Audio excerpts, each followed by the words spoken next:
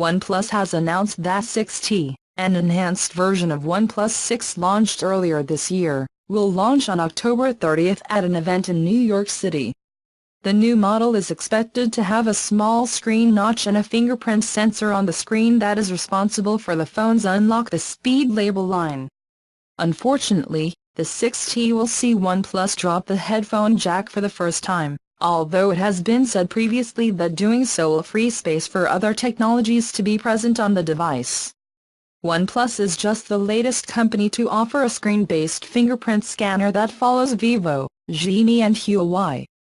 The company's technology requires you to put your finger on a specific part of the screen to make it work, but if that sounds too complicated, then the face unlock will be available as an alternative. The 6T is also expected to see a dramatic reduction in screen notch size compared to the OnePlus 6.